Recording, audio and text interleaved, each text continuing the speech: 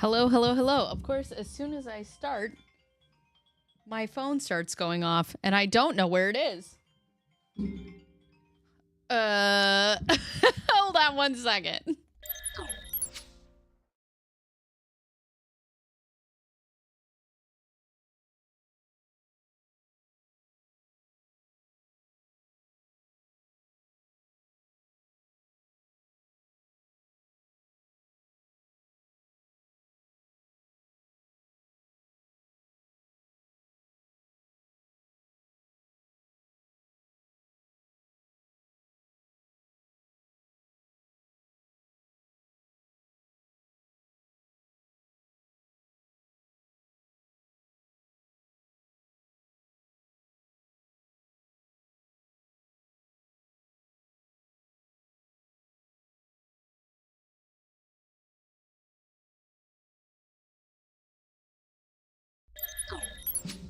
Listen, I do what I can, okay? Hi, Mydell. Hello, everyone, and welcome to my channel. If you are new here, my name is Bacon Bears, and I've been doing short, breakdowns of the Karen Read trial.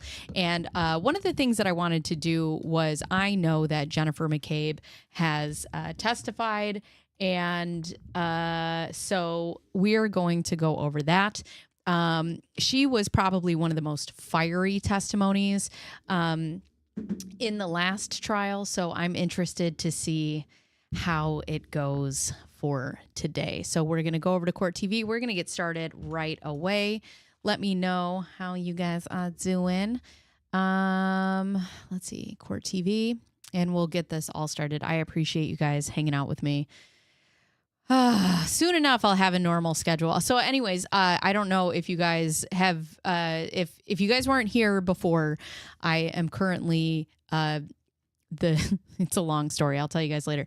The new proud parent of a 16-year-old child. So they just FaceTimed me, and I'm like, if something happens with the kids in this house, I have to, that comes first. So you know what? Sometimes I gotta go. I gotta go. All right, let's see if we can find, here's Karen Read. Carrie Roberts. I want Jennifer McCabe's full testimony with no commentary. That would be under a live, I think. Day 5? I think it's day 6. So let's see if we can find it under day 6. Whoa. Let me see. Do they have on the record, sidebar, Ian Whiffen, Jennifer McCabe. There we go. Okay, so we're going to... Hi, Winbush! Hi! How are you? Welcome in. I hope you like court stuff, because that's what we're going to be doing. Welcome, welcome. All right, let me see. Oh, here she comes. All right, so we're going to get started. Let me change over the screen real quick.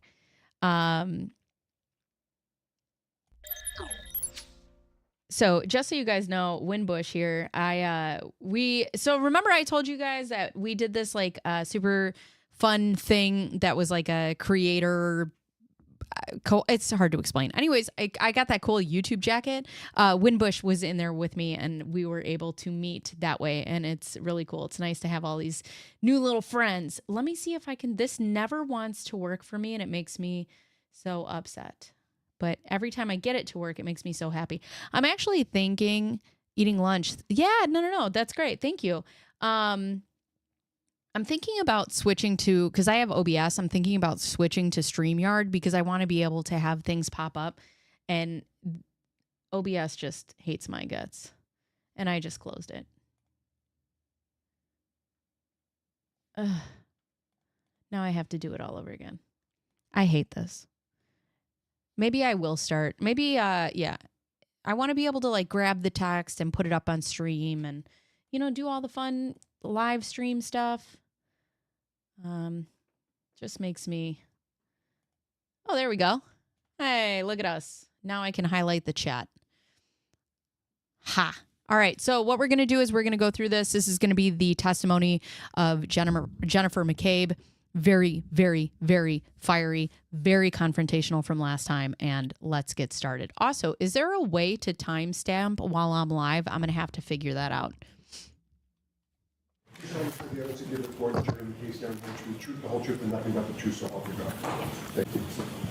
She's got highlights this time.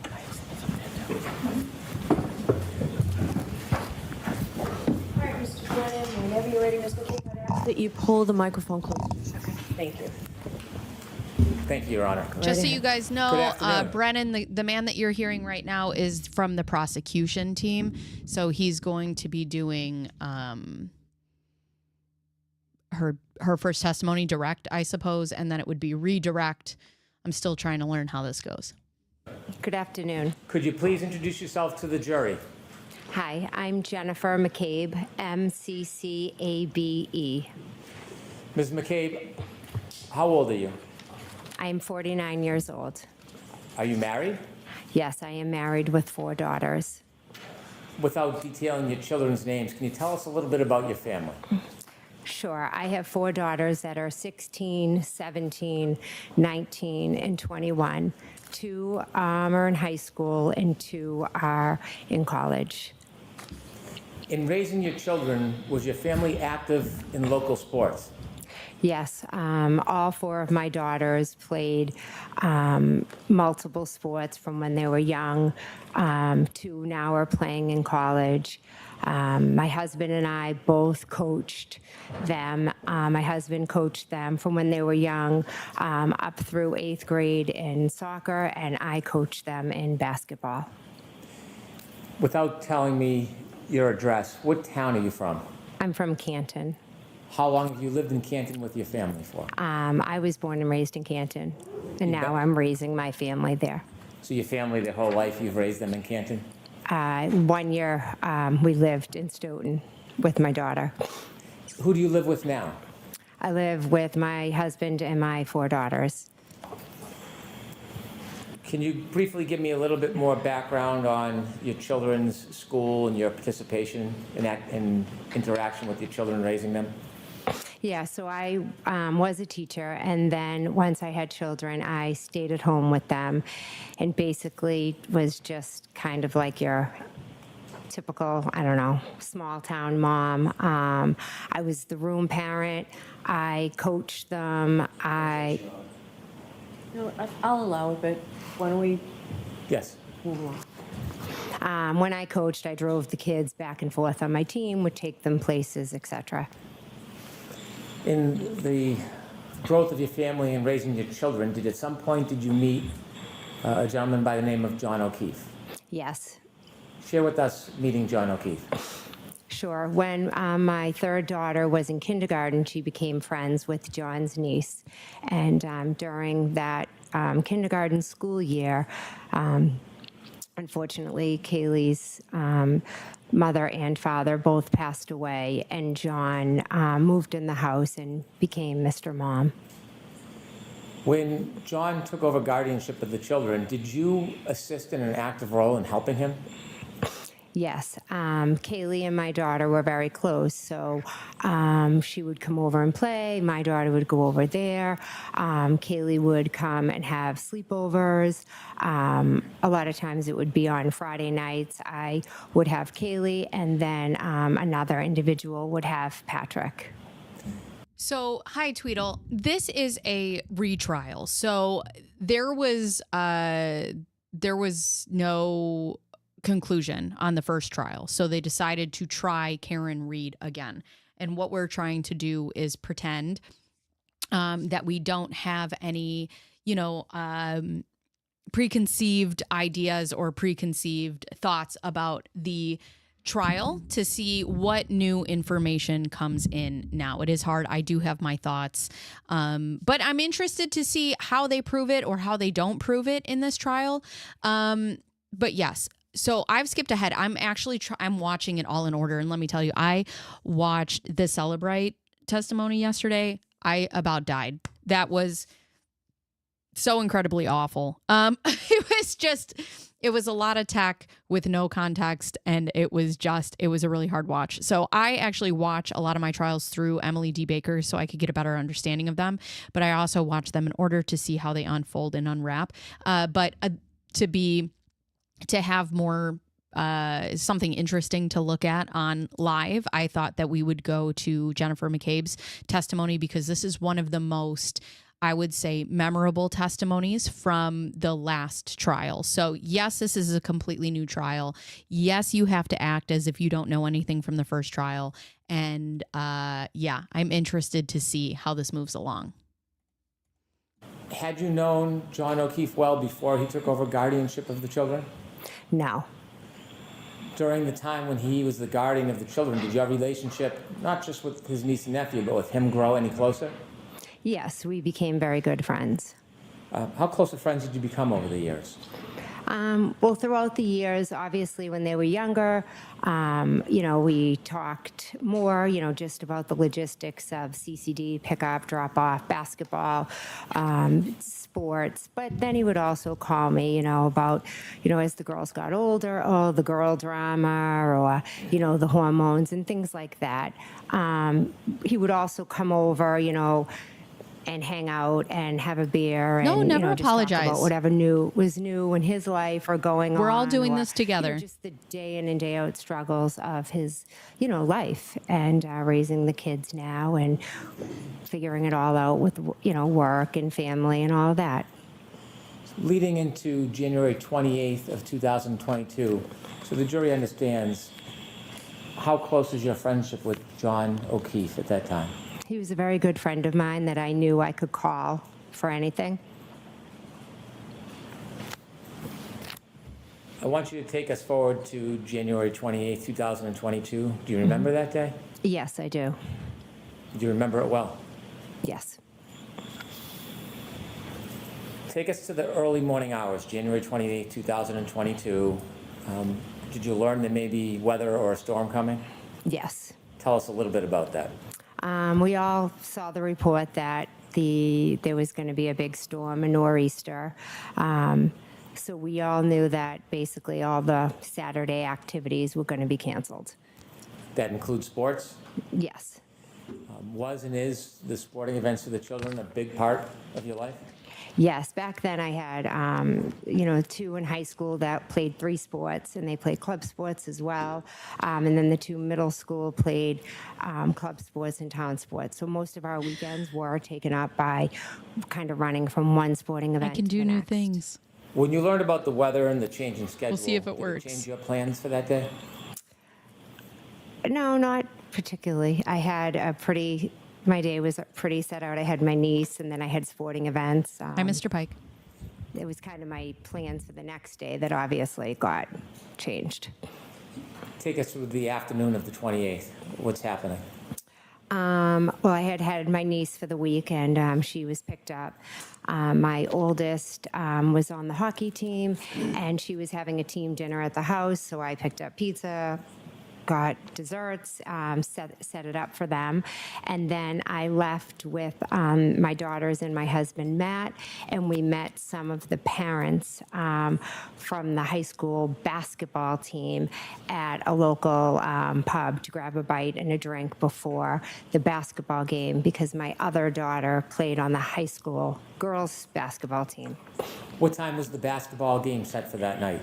I believe it was 6 or 6:30. Did you and your family go to the game? Yes, we did. After the game, what happened? After the game, I drove my daughter home. My sister, Nicole, sent me a text and said that she was going to be at the waterfall, and it was my nephew's birthday. He was going to meet up, and did I want to come by for a drink? What is your nephew's name? Brian Jr. It was his birthday that night? Yes, it was. When you received a call to meet with friends and family at the waterfall, do you remember what time that plan was made? I don't. My sister sent me a text at some point letting me know she was going to be there, so I don't know what time.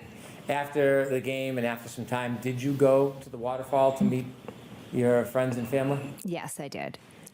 Can you describe very briefly, what's the waterfall? It's just a local town bar. Do you remember about what time you got to the waterfall? About 9 o'clock. When you got there, was there anybody there that you knew? Yes. Okay, now take us inside the waterfall. When you get there, who do you see?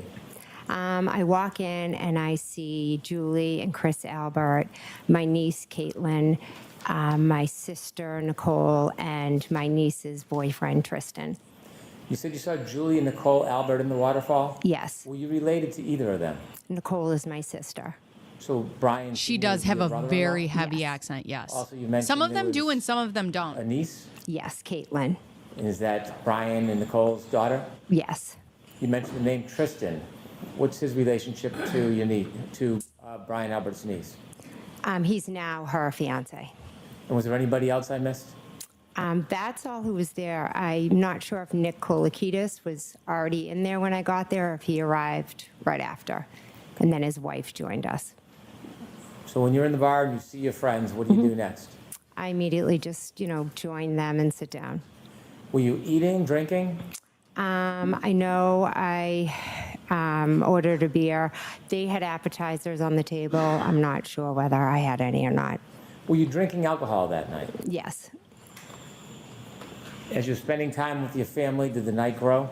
Yes. Did you stay at the table where everybody was eating, or did you move inside the bar? We were pretty much right around the table. Okay. Did anybody you knew join you or join the group at some point? Yes, a little while later, Brian Albert and Brian Higgins joined us at the waterfall. So when you first got there, was Brian Albert already there? No, he wasn't. Is that your brother-in-law, Brian Albert? Yes. And you said Mr. Higgins. Did you know Mr. Higgins? I had met him a few times when he was out with Brian. You had met him a few times before that night? Yes. Were you friendly with him? He was a friend of Brian's. Was he your friend? No, he was Brian's friend. You knew who he was? Yes. So when Mr. Albert and Mr. Higgins joined the group later, did they come directly to you, or did they stay somewhere else inside the bar? No, they came over to our table, I believe. How long were you in the waterfall for that night? Approximately 9 to little around midnight-ish. About 3 hours? Yes. Do you have an estimate how many drinks you had, alcoholic drinks you might have had? I don't. I don't know. Okay. Maybe 2, 3.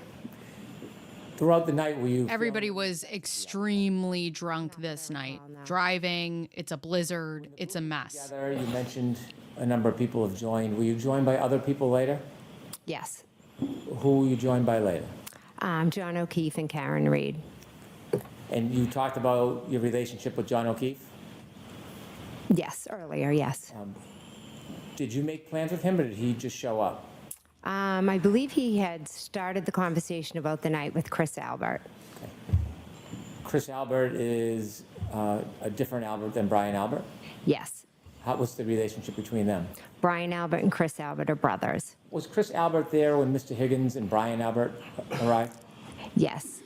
Actually, Chris, did I miss him? Because Chris was there with Julie. Did I? I'm not sure if I said that when I was naming everyone at the table. I apologize. You may have. Okay. So when you first got there, he was at the table with your Yes. sister? Yes, he was. When moments before John O'Keefe arrived with the defendant, what was the mood in the group?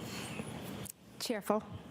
Good mood. Everybody was just out having a drink. We all knew the storm was coming tomorrow, and, just a typical average night. Celebratory?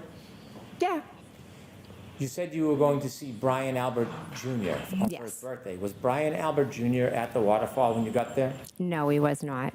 Was Brian Albert Jr. there anytime when you were at the waterfall? No, he was not. Without relating a conversation with some other person, did you have an understanding where Brian Albert Jr. was? He was at home. Did you historically or typically see Brian Albert Jr., your nephew, on his birthday? Yeah, typically we always, get together. We try to and do a cake for whoever's birthday it is, and then whatever, aunts or cousins are around, come over. When John O'Keefe arrived at the waterfall with the defendant, do you have a general estimate or guess, not guess, but a general Who's breathing into the estimate of mic? what time they arrived? What am I hearing? Approximately 11? When they first arrived, did you see them? Yes. Where did you see them coming from? I saw them walk in. When they walked in, did you react in any way? Yes, I was happy to see them Why were you happy to see them? because I loved John and I liked Karen. So you were happy to see John? Yes, very. You were happy to see the defendant? Yes. Do you remember your first interaction with either John or the defendant that night inside the waterfall? I believe John walked over to where I was, kind of to my end of the table, and then maybe Karen had walked to the other end of the table. But I would assume I probably hugged both of them when I Well, saw them. I'm going to ask you not to assume. If you don't know, that's Okay. okay. You said that you had known the defendant as well. Yes. Do you remember how long she had been dating John O'Keefe up until that point? I know I met her in July of 2020.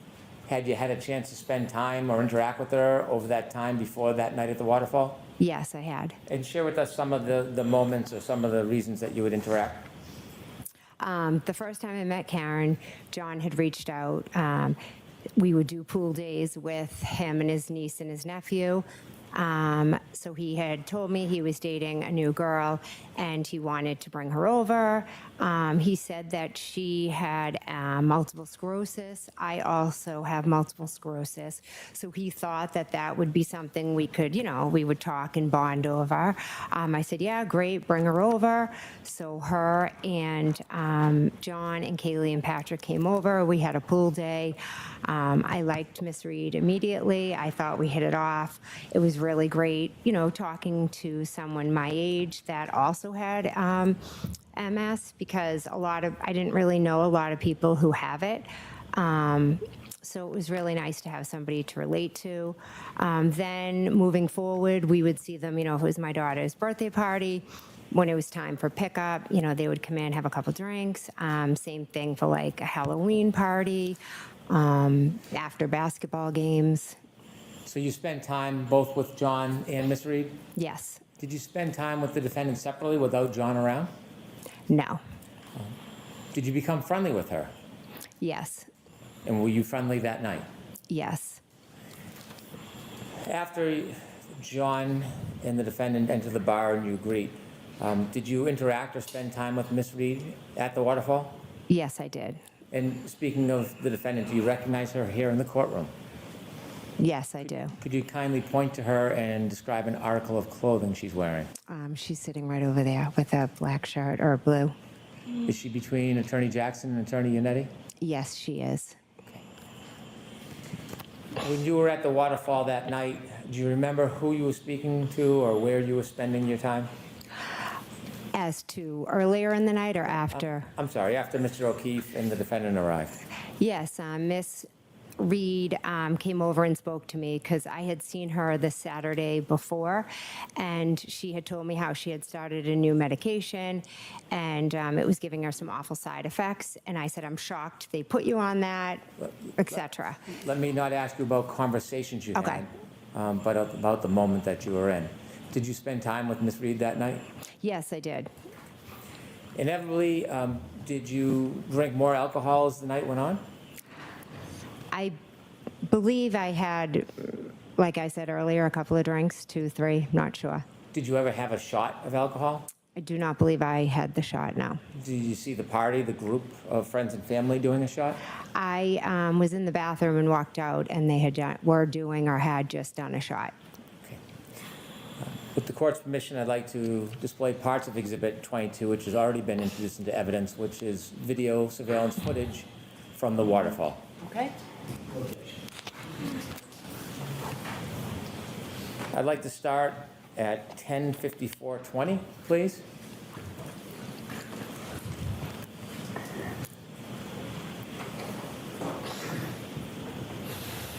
If you could just stop for 1 second. Do you recognize what's in that video? Yes. And what is that? That is the waterfall. Okay, kindly proceed.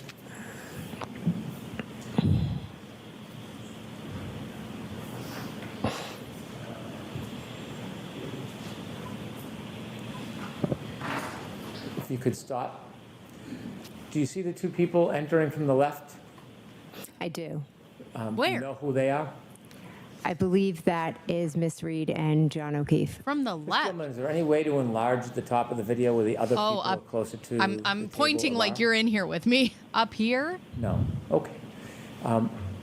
Looking at this video, can you tell or identify anybody under that timestamp? And if you can't, that's okay. But if you can you tell us who you see?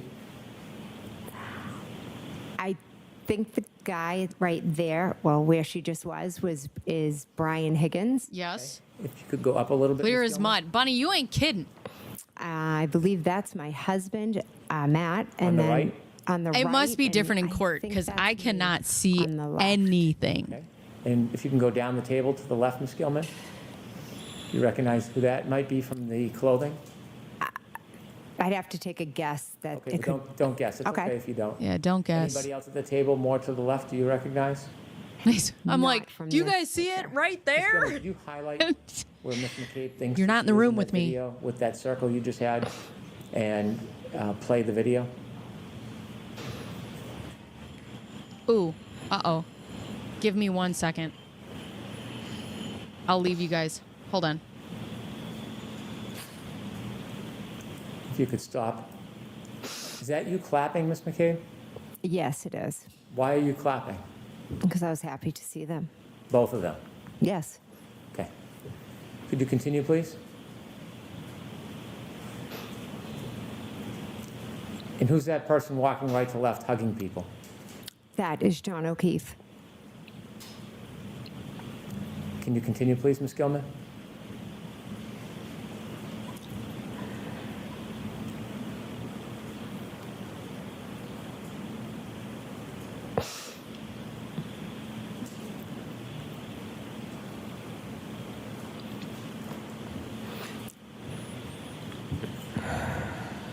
Are you interacting with anybody? I can't see where I am. Okay. If you could stop the video, please. Could you move ahead to 11:26:50, please? 11:26. 11:26:50. Is that your group still at the waterfall? Yes, it is.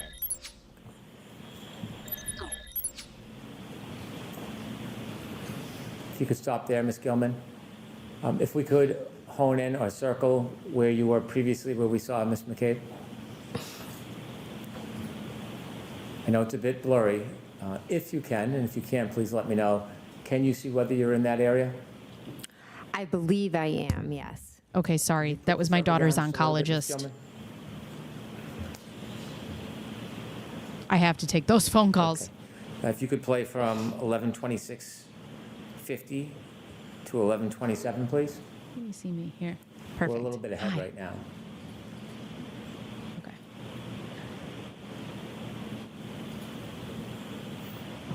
I wouldn't. I hope this is different in the court because Who are I you don't see hugging there? shit. I believe that's Miss Reed. The lady is a prosecutor's witness. Thank you. One more, Ms. Gilman. I'm going to ask you to move forward to 11:40. I would say that that's what I was saying before we came into this. Her testimony was the most fiery last time. It was something. Okay, now I see clearer. Everybody's sitting around having a good time. Somebody's laying down rugs.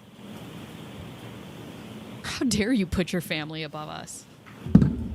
They're the worst.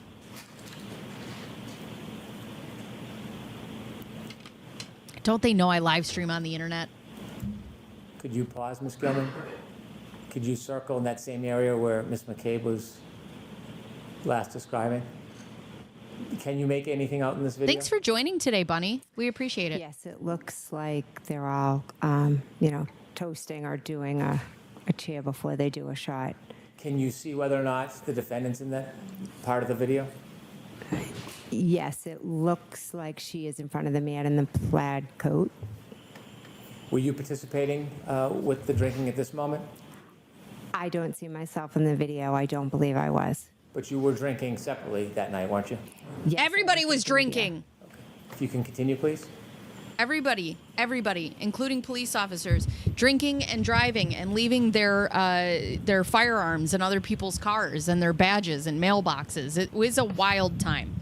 I hate this thing so much. Thank you. And it hates me.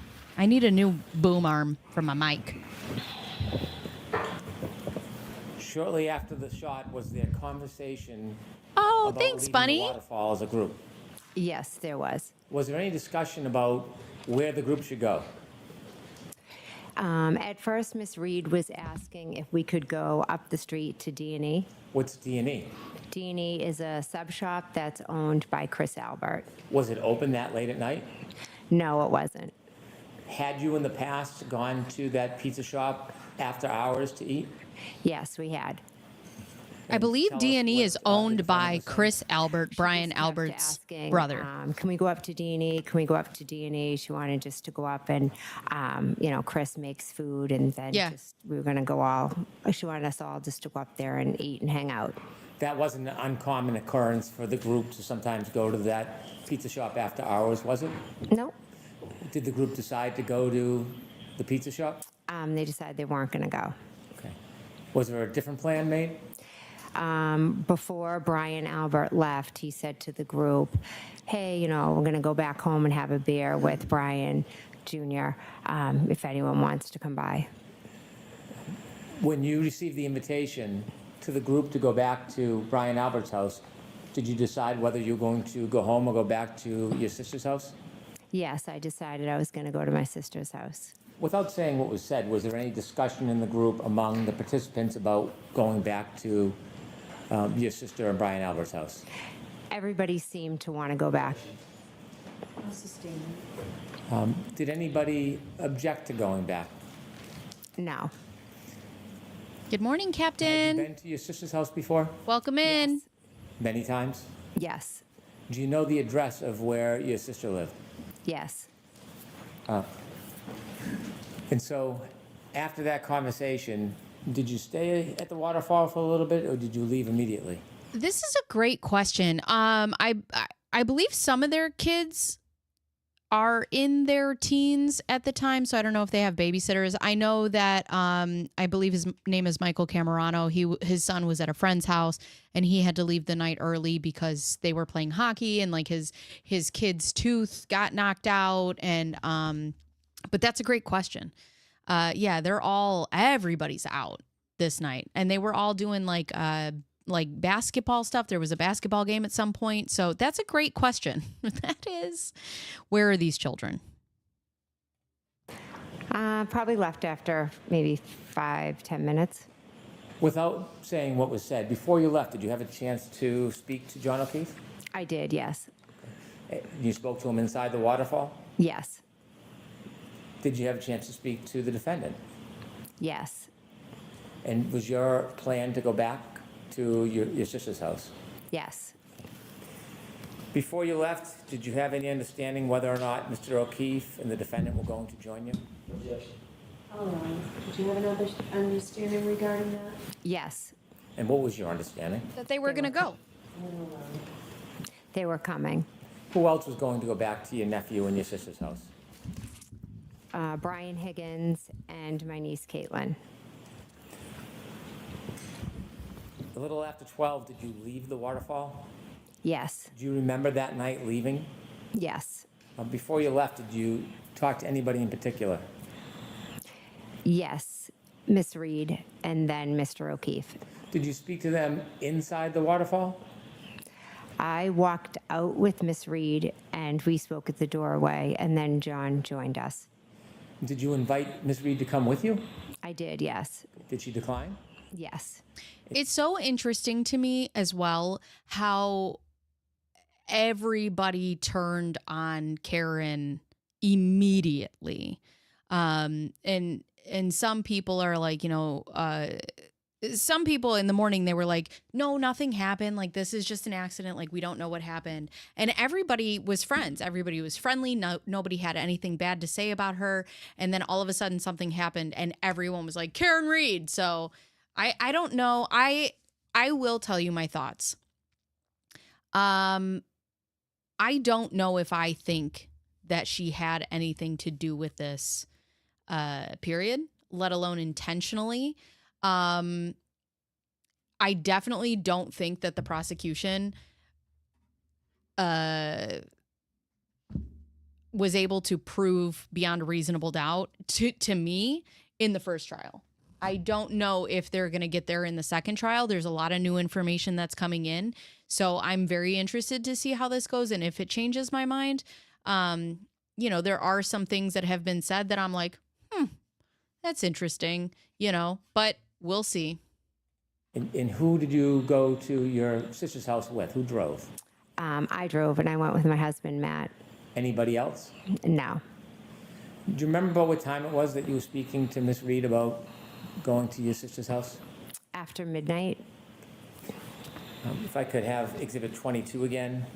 Ms. Gilman, if you could take us to 12:10:36.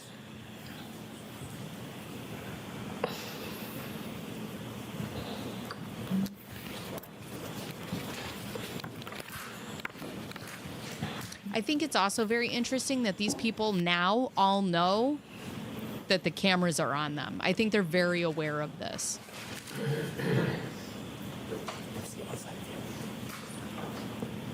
Okay, if you could stop it there, please.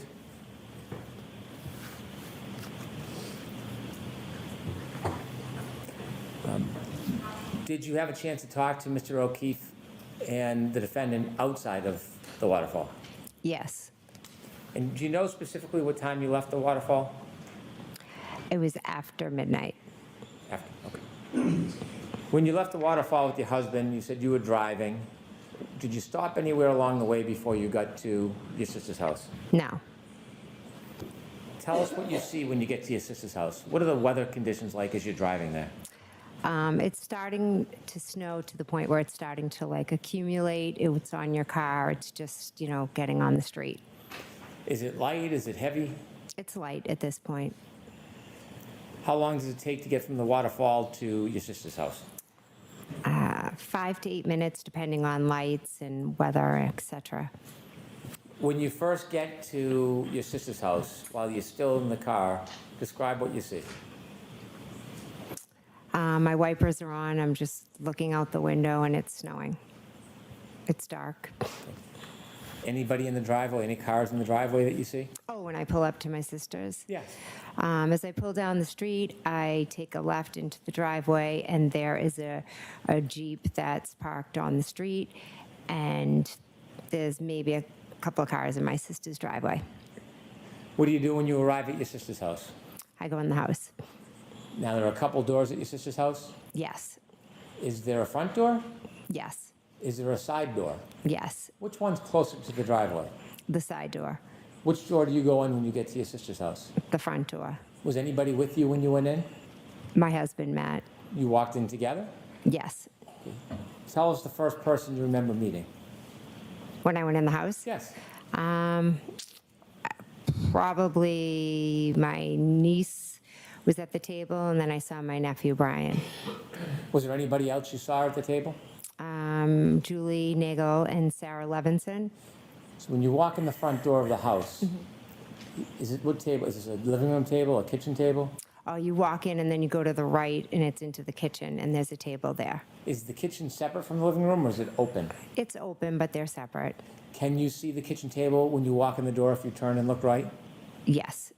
And when you go into the kitchen, you said there was a woman by the name of Julie Nagel Yes. and then another woman, Sarah? Yes. You know her last name? Levinson. Okay. Julie Nagel, did you know her when you walked in the house that night? I had met her a few times.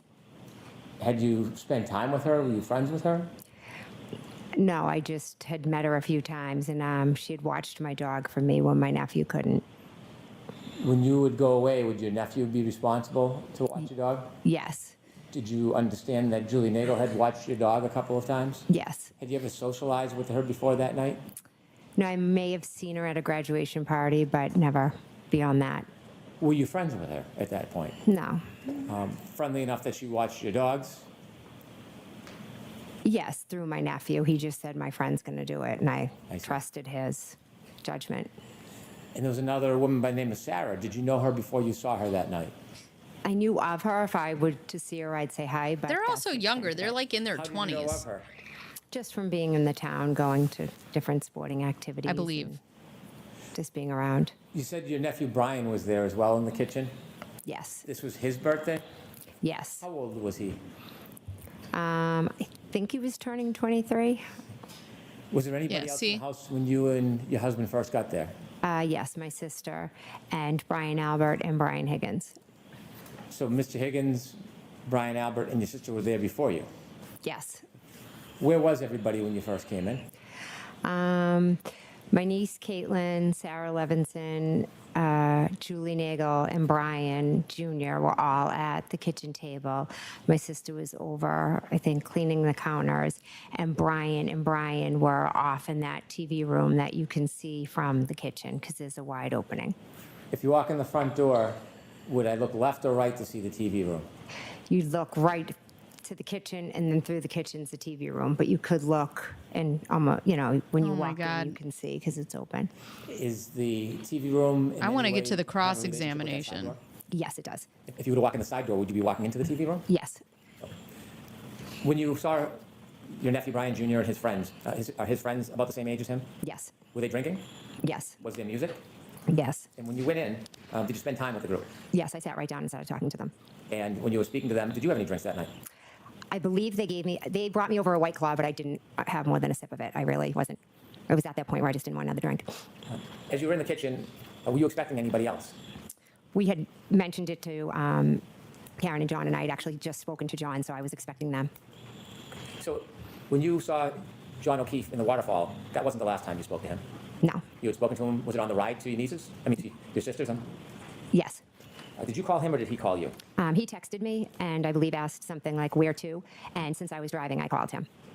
When you called him, what did you tell him? What did you guys say? I just said they live 34 Fairview Road off of Chapman. Do you know if John O'Keefe had ever been to the Albert home before? I don't believe he had. In that conversation, how long did that conversation take? It was quick. Was there any other conversation that you had with him other than that one conversation? Yes, he called me back and he was trying to find it, Trying to find the address? try to find the house on Fairview. Did he ask you for help trying to find the address? I'm not sure his exact words, but yes, he needed help. And so I just said, I told him just go down the street, go by Bella's house. It's at the bottom of the street. So you used Bella's house as a point of designation to try to guide him to get to your sister's house? Yes. Oh, Tell us who Bella was to John. Bella is my daughter and John's niece friend. So they're all, so Bella is Right. friends to my daughter and John's niece. but And was there any relationship between Bella's mother and John that you knew of? there it is. Hold on. So I think Bella's mom was seeing John O'Keefe at some point, and that's what the prosecution is trying to say, like, oh, you used Bella's house as a point of reference. They've also talked about Karen Reed in this trial being just jealous. Not, I don't know about overly jealous, but they also in the last trial, which I shouldn't bring up the last trial, but they also talked in the last trial about some instances in Aruba where Karen was jealous. So I think what they're trying to do is prove that there was some sort of confrontation at some point. Like, even though it seemed friendly in the bar, this could have been the turning point, which was Bella and, Bella's mom. And that's where the argument came from. Now they're having a sidebar.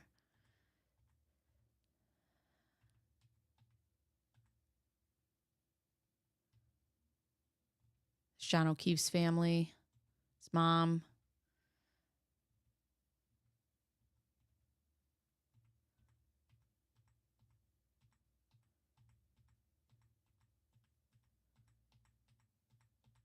There we go.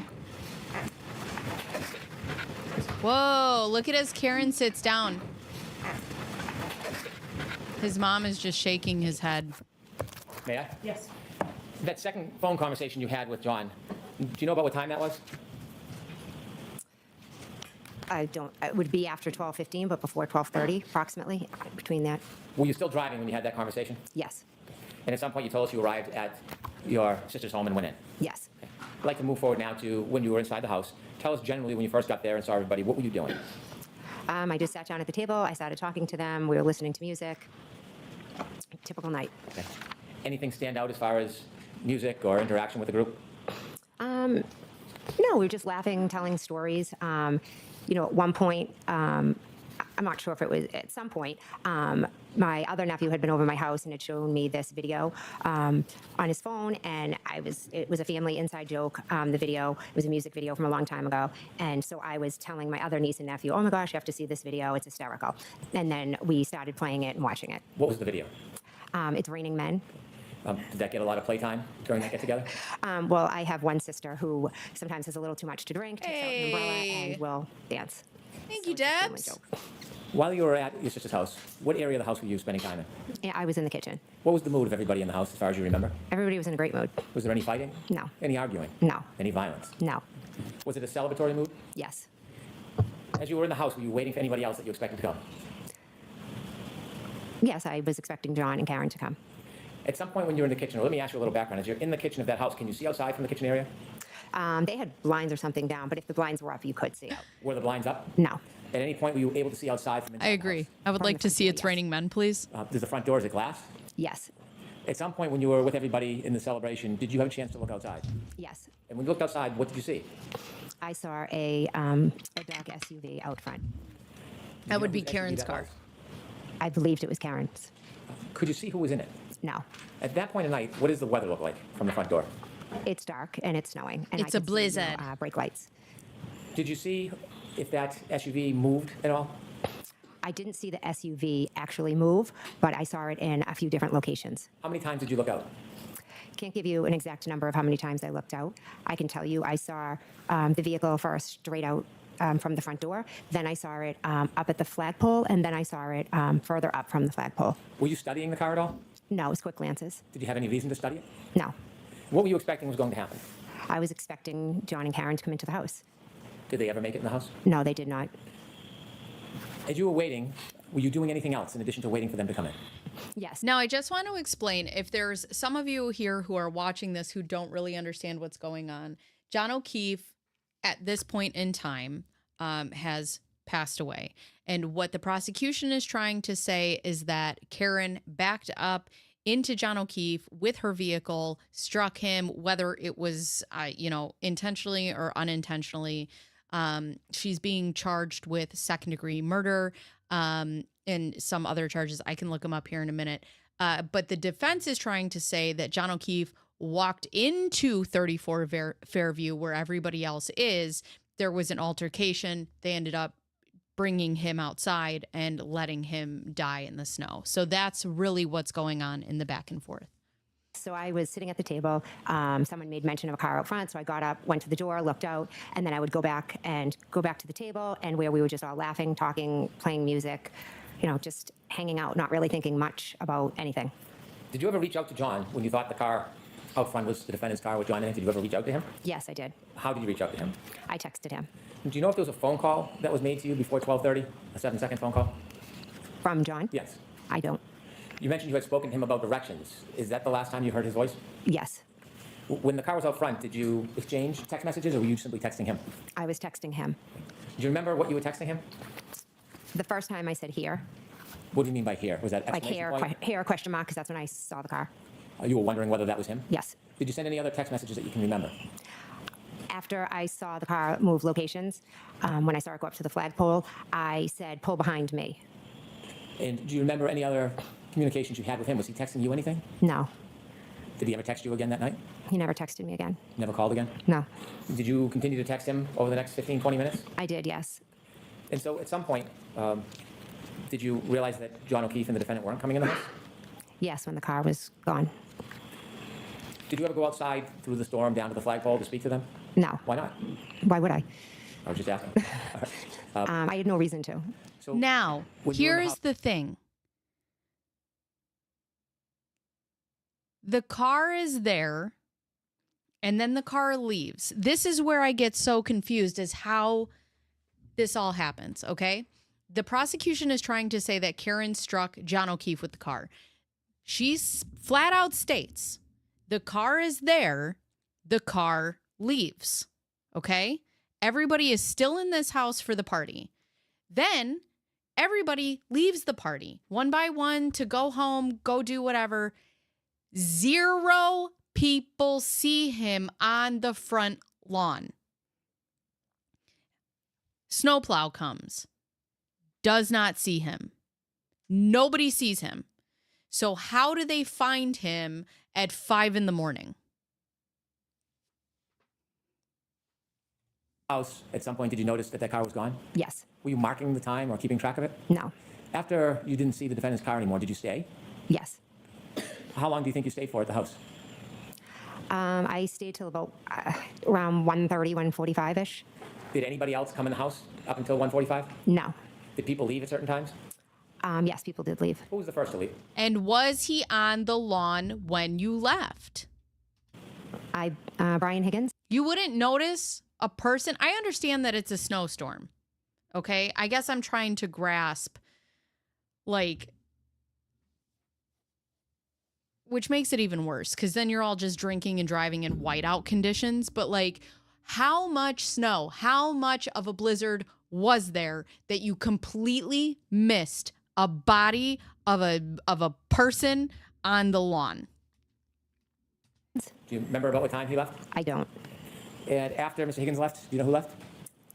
I'm not. I believe it was us, and then my niece Caitlin was also like. They're talking about a man named Brian Higgins. Brian Higgins, as I remember, as I believe, was parked on the street. Brian Higgins would have had to walk all the way past where they found. Now I'm going to start yelling. Bacon, calm down. You're an adult. He would have had to walk all the way past to get to his car. John O'Keefe just teleported. Like at the door. It was kind of in a row. Brian left, and then a little bit later, I think it was, myself, Matt, Julie, and Sarah left. But Caitlin was at the door. I believe she was waiting for her ride. How much longer after Mr. Higgins left did you leave? Maybe a half. I honestly can't say. I think he was there for a while I was there. So maybe he left anywhere from 15 minutes, approximately 15, 20 minutes before I did, or maybe a little more. And he You mentioned that didn't you see left anybody. the waterfall after midnight? Yes. And you had phone calls with Mr. O'Keefe along the way. Yes. Do you know that there are phone records with your text messages and phone calls in them? Yes. And do you know whether your phone records reflect the time of your calls with Mr. O'Keefe Yes. and your text messages? Yes. When you were texting Mr. O'Keefe, when the Lexus or the car was in front of the house, rather, was Mr. Higgins still there? Yes. What are some of the things that everybody did along that night before you left? What happened in there? What happened inside the house? Nothing. We basically just sat around the table, talked, laughed, listened to music, chit-chatted. Celebratory? Yes. Was there ever any fighting? No, none at all. Any arguing? None at all. Any physical interaction? No, none. When you decided to leave that night, did you say around 1:45-ish? Yes. When you left around 1:45, Was there a body in the lawn? events that happened that night that would cause you unrest or excitement or your heartbeat to raise? No. When you decided to leave, you and your husband, where were you going to go? We were dropping off Julie Nagel and Sarah Levinson, and then we were going home. Had you planned on dropping them off earlier in the night? No, when we got there, Julie's brother had pulled up to pick them up, and I we won't just. ask you what was said because you weren't there. Oh, but okay. At some point, did you come to an understanding that you would give them a ride home? Yes. Did you offer? Yes. Who was going to drive home between you and your husband? Matt drove home. When you left, I want you to describe as you step out into the driveway or the walkway. Was the front door or side door, if you remember? I walked out the front I door. have to tell Was the weather you, like it was when I you first can't got there? wait No, to it's see picked up. Michael Tell us what you mean by Proctor's picked up. testimony. Walk out, you kind of go, the walkway is to the left, so I walk down the steps, I go to the left, the snow was coming, it was cold, the wind was picking up, so I kind of just like curled up and ran to my car quick to get in. What part of the car did you get into? I front passenger. Who was driving? Matt. And where were the other two people? Sarah and Julie were in the back seat. Who was in which spot? I'm not exactly sure. So both of the young women were in the back seat? Yes. Did anybody see a body on the lawn? We got in the car and they were teasing me Why were they teasing you? because I had like bread and maybe peanut butter in my car. Why did you have bread and peanut butter in your car? I had my niece for the week, and I was dragging her like to all my kids' sporting events. So we'd go from like one game to another game. So this is a great question. Did the car strike kill him, or was he incapacitated and then passed from exposure? Or did Karen back up and then he took a step back and fell and hit his head? Or did he go into the house and get into a fight? Nobody knows. Nobody knows because there wasn't a thorough investigation. So you'll find out as this goes on, the police never went into the home. And then the house that they were at was a police officer's house. So they never went into the home. They never looked at it. They didn't collect any of the evidence that they needed to in the right manner. And the investigation is just, they botched it. I don't know if they botched it on purpose. I don't know if they botched it on accident. Either way, personally, I don't feel like John O'Keefe is ever going to get the justice that he deserved because they didn't investigate this the way that it deserved to be investigated. Could it all be an accident? And, yeah, it could. Could he have slipped on ice and hit his head? And also, yes, but we're going to have to hear from the coroner and the medical examiner. And that's the problem is, there's talks of hypothermia, yet no hypothermia. And, his face looked like he had been in a fight. And then his arms look like, that he had been attacked by a dog of some sort. They had dog experts in there from the last trial. It's a mess. The whole thing's a mess. So, Bunny, you can ask all the questions you want in the world. Nobody can give you any answers. Game to a practice. So sometimes instead of always giving her McDonald's or Dunkin' Donuts, I'd try to throw her a peanut butter sandwich. And they were making fun of you? Yeah. As the car backs out of the driveway, tell us what you're doing. I'm talking to the girls. You just moved your head. Yes. Does that mean anything? Yes. How? They were both sitting behind me, so I was like turning and, chatting and talking. After your husband pulls out of the driveway, do you start to drive home? Yes. If the house is on my right, It's a very shame for are you him. in the passenger seat closest to the house or furthest away? Passenger seat closest. So you're driving, if you look at a picture of the house, you would be driving from right to left? Yes. Okay. So as you start to drive, or your husband starts to drive the car, what direction are you looking in, if you remember? So, Back seat. Did you drive by the front of the house, do you know? We pulled out of the driveway and went up Chapman. Okay. And your husband and you passed by the front of the house? Yes. Did you pass by the flagpole? Yes. Were you looking at the flagpole? No. And how dark was it at that point? It was dark. Snow? Yes. As you're passing the flagpole, do you hear or see anything remarkable? No, I'm not really paying attention. I'm just chatting to the girls, and Matt's just focusing on driving. When you're talking to the girls and they're making fun of you, what's the mood in the car? We're all laughing and joking. Where do you go next? We drive Julie Nagel home. After you drop off in Snego, where do you go? We drop off Sarah Levinson. Is the weather constant? Yes. After you drop I agree with you. John will never get the justice. His family will never get the justice. And honestly, even if Karen did back up and leave and he was supposed to go inside and he fell and something happened, like freak accidents happen. So I think to just continue to put these people through this and continue to put his family through this is, I don't know. I haven't lost a child. I can't. To watch his mother get up there. Now, the other thing that you guys have to remember is his mom has lost now 3 children in a short amount of time. She lost her daughter from a cancerous brain tumor, I believe. And then 2 months later, her son-in-law, her daughter's husband, passed away from a heart attack. And then John moved in to take care of the kids. And then this happened. So this mother has just, I don't know how she's still standing. But I know there's a civil case between the O'Keefes and Karen Reed. There needs to be more evidence. There has to be more evidence. And the other, well, I don't want to give anything away for you. We'll get there. drop off the young woman in separate spots, where do you go? We went home. Can you tell us when you get home what happens next? We go in the house. I go up to bed. Matt makes himself a snack and then joins me upstairs. Do you have a telephone? Yes. An iPhone? Yes. When you go to bed, do you stay up at all? Yes. Do you use your iPhone? Yes, I do. What were you doing? I texted a few people, and then I did a couple of Google searches. And what were the searches for? One, my daughter had played in a basketball game earlier in the night, and it was a very good game, so I went and I read the report on it. And then my other daughter had an offer to play on a basketball team, so we had to make a decision about whether or not we were going to accept the spot, so I was just looking up that basketball club. Other than those regular searches that one would do, was there anything remarkable about what you were searching at 2:27, that time frame? No. After you were looking at websites for your child's sports, what did you do? I put my phone down and went to sleep. And up to that point, had there been any discord or fighting or arguments in your world? No. Peaceful night? Yes. Did you go to sleep, Ms. McCabe? Yes. Did you sleep through the night?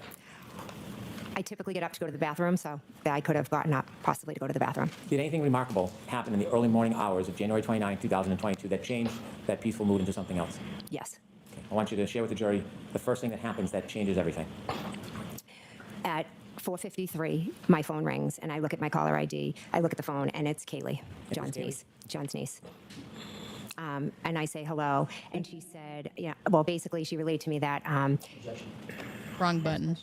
When you pick up the phone, could you hear a Hello, voice in the jumping other fox. I heard a voice and a lot of screaming. end?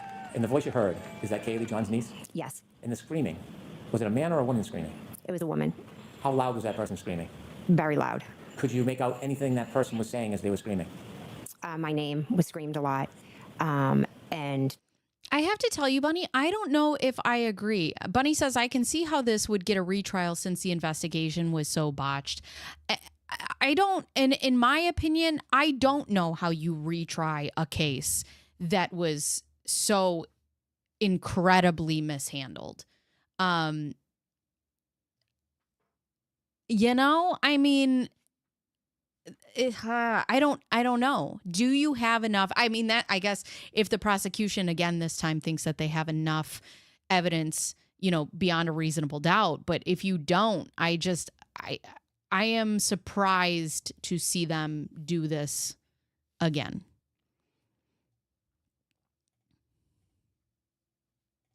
then the other individual ended up getting on the phone with me. And who was that person that was screaming in the background? Miss Reed. How long was she screaming for while you were speaking to your niece before you spoke to her? The entire time I was speaking to Kaylee, she was screaming. Describe her demeanor. Miss Reed's. Yes. Jen! And then she's screaming that John didn't come home. She left him at the waterfall. She was hysterical. I was very hard to follow what she was saying. How long did that first call last for? I'm not sure how long, maybe possibly a few minutes, but it was loud enough and long enough that my husband shot up in bed, thinking one of my kids had come in the room screaming. Without saying what your niece said, could you describe your niece's demeanor when you first spoke to her? I mean, John's niece's demeanor. I would say Kaylee sounded concerned, uneasy. Okay. During that phone call, other than the screaming and the screaming of your name, did the defendant give you any information other than she had dropped John off at the waterfall? They had gotten into a fight. She had left him there, and he didn't come home. And when you were woken up, were you in a sleep when you were woken up? Yes, I was sound asleep. What was your mental state like when you first woke up and got that call? Well, I had been up late. I had taken my medication that I take for my MS, so I was definitely a bit groggy when I first woke up.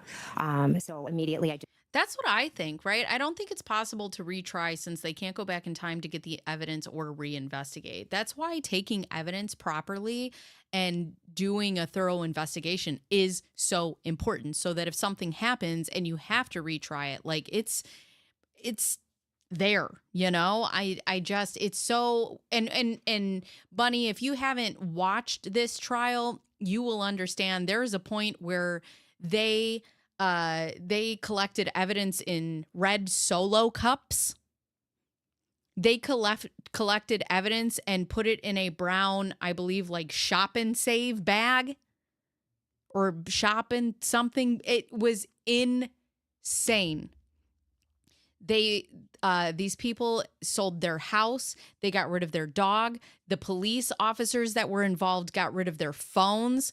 Bunny, I suggest you, while you sew, I mean, please watch me first, but also just like watch this case. It is so incredibly wild. It's insane. Also, so she's saying that Karen said that she left John at the waterfall, but Karen dropped or stopped in front of Brian Albert's house. Just wanted to help her. She was hysterical. Kaylee was upset. So I went into that kind of mom mode of what can I do? How can I help? So I immediately was like thinking, okay, well, if you left him at the waterfall, let me think who was still there, or, you know, how can I help you? How can we find John? Did you have a plan when you ended that first call? I did. I knew Chris Albert had still been at the waterfall when I left. So I thought if Karen and John had gotten into a fight, maybe Chris had walked out of the bar, and Chris lived local to the bar. Thought maybe they walked back to Chris's together. So what did you do? So I called Chris Albert's wife, Julie. Did you speak to her? No, she never answered. Agreed, You had a Captain. moment to make I a phone love call and Derek think about things. Did Lavasser. your head become any more clearer? It did, and I was, reminded by my husband that we had seen Karen and John's car outside of Fairview. When he reminded you, did you independently remember the text messages that you sent to John earlier that evening? Immediately, I was like, "Oh my God, you're right." Karen Did and you remember John's that you had car? seen John and what you Karen's believed to car. be the defendant's car in front of the house and near the flagpole? Objection, Watch the phone. Okay. What did you remember? What came to mind after you spoke to your husband about your memory from earlier that evening?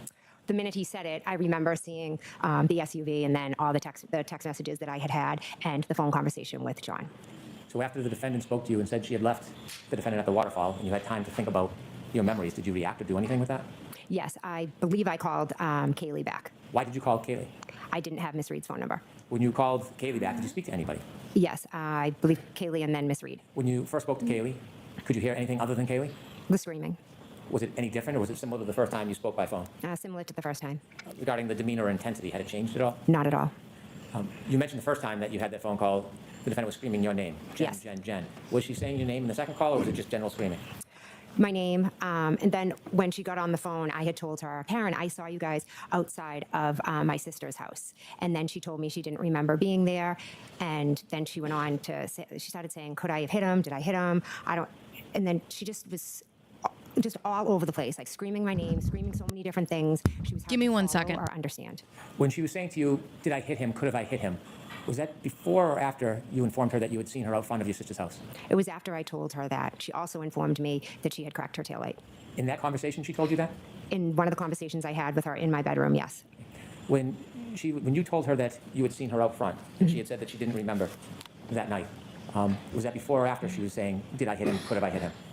Can you repeat the question? Sorry. She was telling you about that she didn't remember that night. Was that before or after you had told her about seeing her car? When I said I saw her at Fairview, then her response was she didn't even remember going there. Did she ever deny that she came to Mr. O'Keefe's house? I mean, to your sister's house? No. When she told you or said to you, did I hit him or could have I hit him or something like that, did you have any idea what she was talking about? No, I didn't pay attention to it. When she told you that she had cracked her taillight the night before, did that have any significance at that time to you? No. So in telling you these different things, did you ever piece them together at that time? No. What was your primary motivation at that point? I just wanted to help her because she was hysterical. Kaylee was very upset, so I wanted to help her, and I wanted to find John. So after she told you these things about whether she could or did hit her and the light and not remembering, did the conversation end or did it progress? At some point, I was then going into like, okay, well, if she brought him there and left him there, where was he? Because he never came in the house, and she doesn't know where he is, so now where could he be? So I started thinking there was another gentleman that was supposed to meet us out at the bar who John was friends with. So I thought, okay, well, in my head, I'm thinking maybe they got into a fight, John got out of the car, and he connected with this guy because he was at a party on the street. What was over. that person's name? His name is Tom Beatty. Did you call him? Yes. Did you get a chance to speak to him that night? That morning? Yes. No. Did you call around anywhere else? I believe I called my sister, I called John, I called Tom Beatty, I called his daughter. You called John O'Keefe's phone? Yes. Did he answer? No. Did it go right to voicemail? I don't remember. Did you text anybody? I honestly don't remember if I texted. I primarily think I was just trying to call as many people as I could and try to figure out what happened. So you had two conversations at this point with the defendant while you were still home? Yes. Was there any further phone calls that you had before you did something? I'm not sure if I know I went downstairs to make coffee because my plan was to go with my husband. I said, come on, let's just go over to Tom Beatty's. Let's see. Maybe John's there. He passed out on the couch. I'm not sure if Karen called me again or not. It's a little foggy because there was so many calls and everything. Sorry. And so that morning when you're receiving calls, Hold on. I literally have to tell you yeah, guys, sure. I live in a smaller neighborhood and my house is like, people just come over. They just stop by. So my neighbor just stopped by. She's like, oh, hi, what are you doing? You want to hang out? And she's older. And I'm like, hey, I can't really hang out right now. I'm live streaming. And she goes, what does that mean? Can you show me? So I bring her down here real quick and I'm like trying to shut the camera off. And she's like, what is this in here? And I'm like, we're all watching a trial together. And I'm like, see, you can see the trial and then you can see where my camera is. Oh, you guys can't even see me right now because my camera is off. Hello. Anyways. And then you can see everything. And then she's like, this is insane. I'm going to go home. Anyways, hi, I am here. I am so sorry. Okay. This stream's a mess. Anyways, I really get the ick when the witnesses admit that when someone told them something and then all of a sudden they remember things they didn't before. Yeah. Yeah. So yeah, I turned my camera off because see, I can see myself leaving. So like my doorbell went off and like nobody ever comes to my house. I'm like, what's happening? Anyways. house. How did you know Karen showed up at your house? I could hear her screaming out front. And about what time is this? Approximately 5:20, 5:30. I can't be Were sure. you worried for John at this point? Not particularly. No. Were you screaming? No.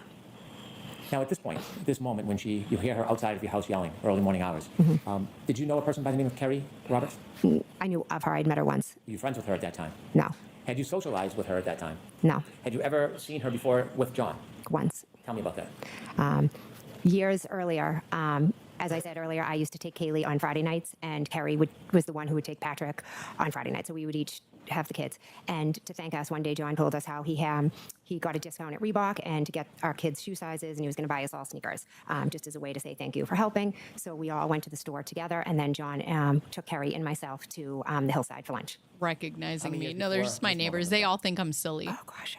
Well, I think that's when my daughter was in kindergarten or first grade, and at this point she was in 8th grade. So like 7 years. Had you ever spent any other time with Kerry Roberts before this morning? No. Were you friends at that point? No. How would you consider your relationship with Miss Roberts on that morning when Miss Reed arrived to your home? I had met her once, and that was the extent of it. I wouldn't say I knew her at all beyond that one time I went out with her. I want you to take us back now to when you first hear the defendant in your driveway yelling. When you hear that, do you hear any words, or is it general yelling? So I hear her yelling. So I was downstairs making coffee. I go to my front door and I open it, and she's screaming, Jen, Jen. She's screaming that 3 times, and then she was saying, we have to go to Fairview. A lot of the, could I have hit him? Did I hit him? Just she was on repeat. What did you do? My husband came running down the hall and was like, tell her to shut up. She's going to wake up the neighbors. And then I said, I'm just going to go with her. I'm going to go look for John. And then he yelled down saying something like, you can't be driving around in this weather, with a broken taillight. When you saw the defendant at your front door, had the weather changed overnight? Yes. Was it different? Yes, now the snow had intensified. It was almost like, it was dark outside, but it was like whiteout conditions. Well, we're not How going dark? to tell them. Dark. It was dark. It was like 5:30 in the morning. What was the visibility like?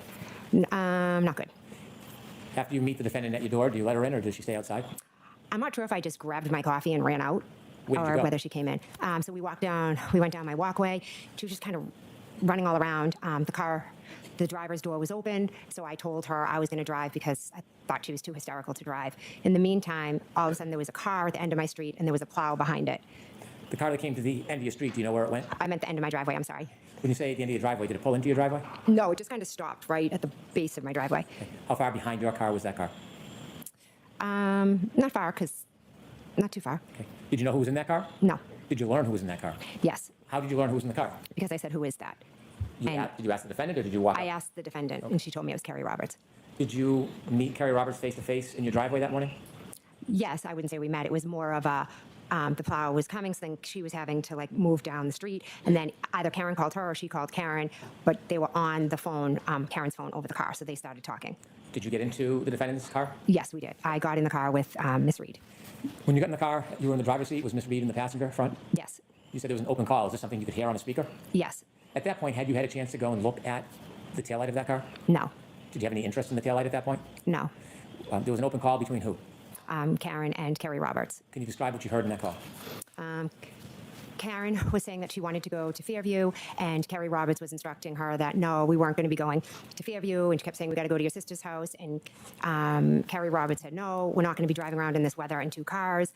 Let's go back to John's. Let's go to Meadows. Let's go see if he's there. That was kind of the conversation. And then Karen was doing a lot of screaming, and Kerry was kind of yelling back at her to shut up.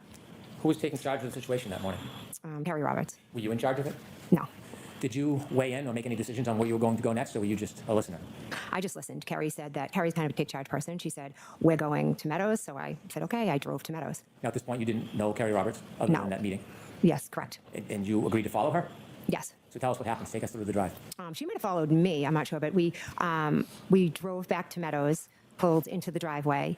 So you knew where Meadows was. You had been there many times for the kids. Yes. You think Miss Roberts may have followed? Trauma does a very weird thing. We've actually talked about this in the chat the chat before, because another person had made that same statement. Not sure if I could remember this much from 5 years ago. Me personally, when traumatic things happen, they embed in my brain. I can remember it was a balmy summer day. I remember everything, just everything. you? Yeah. Sometimes. And then sometimes my friend Rachel will be like, hey, remember when we did this? And I'm like, nope, sure don't. But there are some things that just stick in my brain. What was the weather conditions as you were driving? They were awful. It was, I was driving very slow, cautiously. It was dark. It was hard to see. It was that type where the snow is like coming at your window. How long of a ride was it from your home to John's home? Approximately 5-6 minutes. Was there any other phone calls while you were in the car with Miss Roberts, or did the phone calls end? I believe that was it. Can you describe the defendant's demeanor on the trip from your house to John's house? She was just screaming, yelling things. It was almost like everything she said 3 times. And she just went from one thing to the next. She was quite hysterical. Do you remember what she was yelling about? All right. I think we've heard enough of this. I really just want to get to the cross-examination. Hold on one second. Let me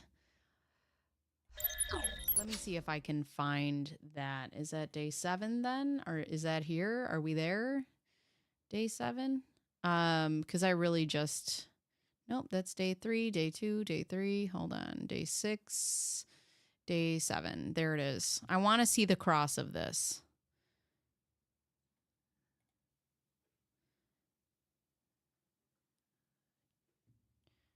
OJP, Jen McCabe's phone evidence hearsay.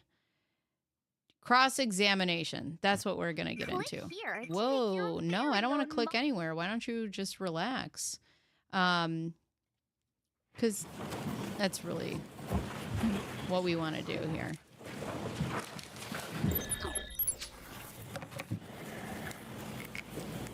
Good morning, Ms. McCabe. I love Alan Jackson. When was the last time you spoke with Carrie Roberts before your testimony today? She called me last night. What did y'all discuss? She asked if my daughters were going to be staying home from school today because her daughter would possibly join them. Did you discuss anything having to do with your testimony? Not my testimony, no. Did you discuss anything in that conversation with her prior testimony? No. Are you aware that she testified last week? Yes. Did you discuss anything after that, after she testified with her about her testimony? No. We know that through her testimony, It is very had a nerve-wracking. conversation with her the morning that she testified. Yes. Did you discuss what you anticipated to be her testimony in that conversation before she testified? No. Have you and Ms. Roberts ever discussed anything about either one of your testimonies, either in the last proceeding or in anticipation of this proceeding? No. So for the entirety of the last year, even though you both went through a proceeding last year where you both testified under oath and it was highly, highly publicized, neither one of you, your good friend Carrie Roberts and you, have ever discussed either of your testimonies between that time and this time. No, we've discussed the case and we've discussed what happened that moment, the moments of the morning, but we have not discussed testimony. Okay, so let's break that down. Really? I'm talking about, because the timing matters. And I mean, just be honest. Like, she's one of my best girlfriends. We chat. Like, I got to tell you, with my best friend, if we're on the same case and they're like, all right, the case is over, have you discussed your testimony? You best fucking believe. Yeah. Like, and these don't seem like women who are like keeping to themselves. I don't know. I don't buy it. Point, if you'll bear with me, just the year from last year at a different proceeding to this year, you have discussed this case Yes. with Ms. Roberts. Many times, yes. And you've discussed the specifics of her memory, which would be reflected in her testimony, correct? We talked about what happened that morning. So you were talking about what she remembers happening that morning, correct? No, what happened that morning. Okay, so not to put too fine a point on it, Ms. McCabe, but if you asked me what I had for dinner last night, it's my memory of what I had for dinner last night. Would you agree with that? Sustained. Did you talk about her perception of what happened that morning during the last year? We've talked about what has happened, yes. Okay, so I'm trying to break it down between you and Ms. Roberts. You've discussed her perceptions and her memory of what happened, as well as, and separate and apart from, your memory and your perceptions, correct? Correct. So there have been circumstances in which you and Ms. Roberts have compared, by definition, what she remembers versus what you remember, correct? Yes. I wouldn't say compare. Now let's move You wrote to- they wrote a timeline. They wrote a timeline together. They sat down and they wrote out a well, what would you say? Let Alan in do terms his of what job. you've discussed and why? I would say that we've both talked about what we've discussed, but it wasn't like a comparison. We weren't comparing anything. You've talked about what you discussed. What does that mean? Talked about your testimony? No, we've discussed what happened to that moment. Right. And in those moments. So, when I got a phone call, and that's my story. I got a phone call in the morning, and then Carrie can say, yeah, I got a phone call as well. As you said, that's your story, correct? Not my story. It's Those the were truth. yours. It's the truth. Why are you so defensive then? That's not my story. It's the truth. Okay. It's not my story. It's the truth. It's not my story. It's the truth. Yeah, there is a timeline. The two of them, Carrie Roberts and Jen McCabe, sat down and wrote a timeline together. Together. So, for instance, when you got a phone call at 4:53 in the morning, Carrie Roberts wasn't there, correct? Correct. But you've discussed that with her. Correct. And you've told her what your perception Alan of that, Jackson's your my memory hero. of that phone call was, even though she was not recipient to and did not witness that phone call, correct? I've told her about the phone call, correct. As well as many other details that she was not privy to personally, correct? Correct. Conversations that you've had, for instance. I find it so interesting. I've never been on the stand like this, but I find it so interesting when somebody's talking to a lawyer and they turn and they go, correct, to the jury. Like, it throws me off every time. Conversations that you claim you've had with Miss Reed, correct? Correct. And you've told her what your perception is of those conversations, or your memory was, or is, of those conversations with Miss Reed, correct?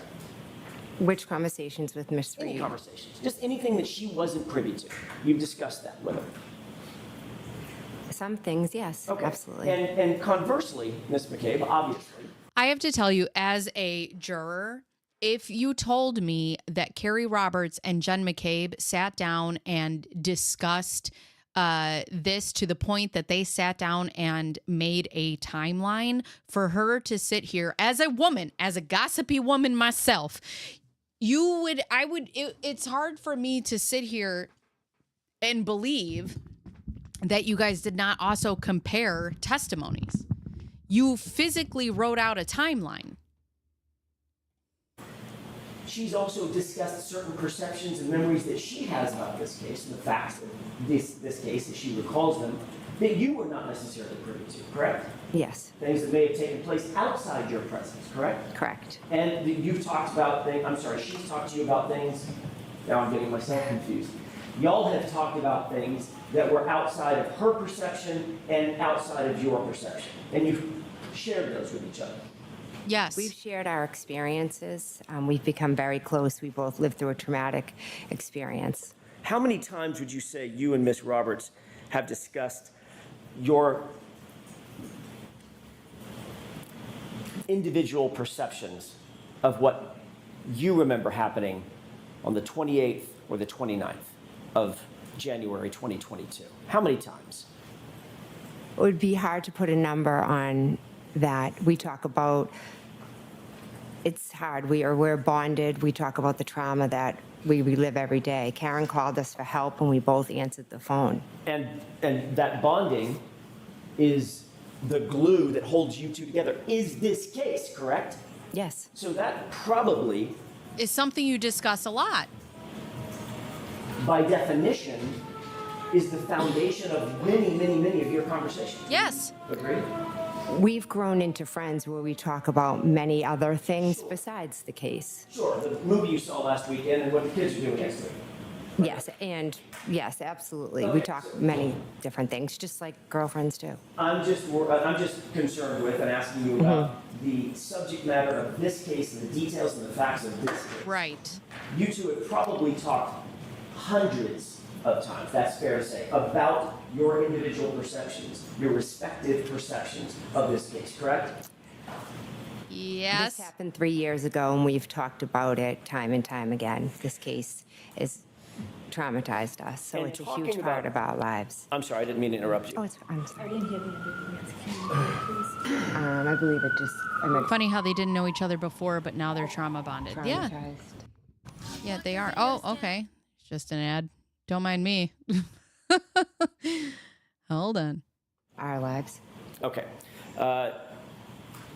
It would be impossible for you two to have had so many conversations about your respective perceptions of the details of that day without that influencing the other person, correct? You've somehow been influenced by Miss Roberts's perceptions. Yeah, because her I memory. think that you can have a conversation with somebody about something that you're like, oh, is that my memory or is that your memory? Or am I remembering? Oh, maybe I did remember that. It does. If you continue to speak about something, you do blur the lines of her story and my story and what actually happened. That's why there's that saying, there's 3 sides to the truth, your side, my side, and the truth, because everybody perceives it a little differently. And then when you start, chitter chattering about it, it's like, all right, well, maybe it did happen that way. Maybe I do remember it that way. Memory's correct? I don't think I would say influenced. Would you say that she's been influenced by your perceptions and your memories? Objection. Would you say that, Ms. McCabe? No, I wouldn't. Next question. How many times have you met with anybody from the DA's office? And I'm just going to limit the time frame right now in anticipation of your appearance in this trial, yesterday and today. I'd say roughly 4 or 5. Can you give me a time frame when those 4 or 5 meetings were? I don't have dates. I do remember at one point I met with Mr. Brennan. He was new to the case. So I went in and he introduced himself. How long ago was that? Weeks or months? I can't give you a time frame. I'm sorry. Do you think it was last summer? No. Do you think it was? No, it was more recent. Okay. Yeah, It sorry. wasn't in the fall of last year? No. It was in 2025 sometime? I believe so, yes. You think it might have been February, January? Again, I can't give you an exact. I'm sorry. All right. I want to talk. You didn't about want to the- make a the timeline about timeframes that? Of those conversations, and I'll ask you a little bit more about those conversations. So that was the first meeting that you had was with Mr. Brennan in anticipation of your testimony. What were the subsequent 4 meetings or so that you've had? With whom and approximately what time? Great Okay, point. so another meeting with Mr. Brennan. Are you looking for who was Sure. there? Who else was there? I mean, can I give you a general answer? I didn't write down like every meeting who was there, but Of course. generally, okay. Was Mr. Lally there? During 1 or 2 of the meetings, he was, yes. Was Ms. McLaughlin there? Yes. Was there anybody else from the DA's office there? The officer or trooper Tully was there at 1. Trooper Buchanan was there at 1. Why? The witness advocates were there. And again, give or take the particular meeting. Those are 2 meetings that you've talked about with Mr. Brennan and others. What about the 3rd meeting? No, I'm sorry. I was lumping a few of them together. Sure, understood. I apologize. How many meetings would you have? Let's just start We there. stand. How many meetings? Tell her have you I said had with hi. Mr. Brennan and either staff or colleagues? So after the first initial meeting, I Right. would say, again, I didn't write them down. Off the top of my head, I can think of 2 or 3 more after that. Okay. Excuse me, first initial one. So that's either 4 or 5 meetings with Mr. Brennan and some combination of his colleagues, Mr. Lally, Ms. McLaughlin perhaps, Mr. Nelson perhaps, the other employee of the DA's office, and Troopers Buchanan and Trooper Tully. Correct. You asked questions about at any of these meetings. I'm just going to lump them all together. Any Okay. of these 5 meetings. By the way, when was the most recent? Last night, I had a Zoom call in regards, I think the court asked them to, Yes, I'm going Yeah, to stop you right there. oh, okay. I'm going to ask a different question, and if you don't mind, I'm just going to lead you through this question. Okay. You had a conversation last night. I'm not interested in that particular conversation. That was for a very specific purpose. I'm asking you about everything leading up to, but not including last night's conversation, okay? Okay. So let's just leave that one out. You've had, I think you mentioned either 4 or 5 other meetings with Mr. Brennan and some combination of his colleagues and or law enforcement. Yeah, and I might have, in the 5, included that one from last night. Okay, fair enough. Were you asked questions in those, we're just going to call them 4 meetings. Were you asked questions during those 4 meetings about your testimony at the first proceeding last year? I reviewed I did review some of my testimony, yes. In what format? I Paper watched. transcript, or do No, we just watched a little bit of it. you watch your direct examination? A little bit, yes. Did you watch your cross-examination? A little, yes. Who cross-examined you? You did. That was me. Yes. And did you watch the redirect or any part of it? No. Did you watch And any it did part not of go well. any subsequent version of recross or additional questions that you were asked? I don't believe so, no. Was there a specific area that Mr. Brennan asked you to look at and review in terms of your direct or your cross-examination? No. Did you watch the entirety of the direct examination and the entirety of the cross-examination? I do not believe so, no. Were you questioned by Mr. Brennan following your review? And I have to of say, that? you don't think that these people got off of the stand and then went and watched it back on like court TV? Just me? I don't know. I feel like this is something that they would go and watch back. At least like some of these women. That direct and cross-examination. No. So he didn't ask you any questions about any of your answers? I don't, he showed me a dash cam and would ask me to point out who's this, who's that, a waterfall video, is this you, is this somebody? Those were the type of questions that he asked me. What about No, my time is dwindling down. I'm going to have to go soon. And then your guys' homework is going to be watching this. Yeah, you know that they did. You know that they went home and watched their own, and I'm sure they watched it live. Like the fact that it's live streamed now, I don't know. You would be too embarrassed? I'd be like, girl, that's how they know. Like their hair is done, their makeup's done, all of that now. What about any discussion about your demeanor and how you performed in the last? Because you was extra spicy, girl. Objection. Sustained. I'll ask it a different way. What about your demeanor? I'm using probably a poor word, perform. How you came across, your demeanor in the last proceeding. Objection. Yeah, be nicer. Did you discuss changing your demeanor in any way? That's what we should watch next week is her testimony between this year and the last time, because last time she came in and it was pew, pew, pew. It was fire. Shape, form, or fashion from the last trial to, the last proceeding to this trial, my mistake. From the last proceeding to this trial, was your demeanor ever discussed? No, I was just told to slow down, answer the question, and, answer it to the best of my memory. Was there any discussion about talking about your background, for instance, your family and your children and being a sports mom, as you talked about in your direct examination? No, I believe I did that in the previous one as well. Was there any discussion Yeah. about crafting your testimony in any way to suggest a softer approach? Thesaurus. No. Was there any discussion about That's how great. to develop your testimony from beginning to end? I object. Sustained. Did Mr. Brennan ask you about, or let me ask it a different way, did Mr. Brennan take you through a series of questions, for instance, as almost a test run of I need questions an that you might ottoman. be asked either on direct examination or cross-examination? No. Did you practice your testimony with any member of the DA's office? No. Were there any sessions where you sat and was subjected to a cross-examination, like a fake cross-examination or a fake direct examination? No, there Anything wasn't. like that? No. what were the things that stand out in your mind? You said you had at least 4 meetings. How long was each meeting, by the way, ish? The first meeting, I think, was fairly quick.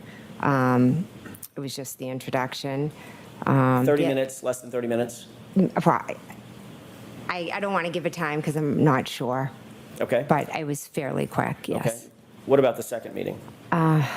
Again, I don't know specific meetings, but I can tell you that there was a longer one where I did watch some dash cam video, look at different pictures, things like that.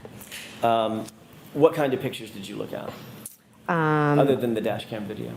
The pictures of John's house. The same photos that we saw today? Yes. How long in total would you say all of those meetings were? Just taking them all together. I really can't give you I really can't give you an estimate. I think the first one was fairly quick. The second one, one of them was a little bit longer, maybe a couple hours. Okay. Then the third one, was that also a couple hours, or was that one fairly quick? Also, That's fairly with her quick, yeah. attitude adjustment to this trial, there is no way that they didn't talk to her about her demeanor. 2, 3, 4 hours total meeting times? Again, I'd have to probably go back and look at the date and the time. I really can't give you a specific. There's no timeline, amount of Alan time. Jackson. I apologize. Did Trooper Tully or Trooper Buchanan ask you any questions during the course of any of these meetings? Regarding the case, no, but we did Object. briefly talk about how my kids were, how their kids were. But they didn't ask you any questions about your testimony, about your about the case, about your memories, about specific facts? I do not believe so, no. During any of these meetings, was anybody taking notes? Ms. McLaughlin, Mr. Lally, Mr. Brennan, any of the troopers? No, I don't believe so. So there was several hours worth of meetings with you, and nobody scribed any notes that you saw. None that I saw, no. And these meetings were not recorded? I do not believe so, no.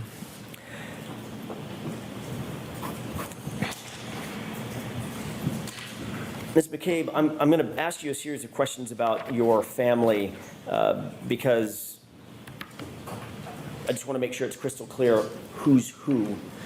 You're married to Matt McCabe, correct? Yes, Your sister is Nicole Albert.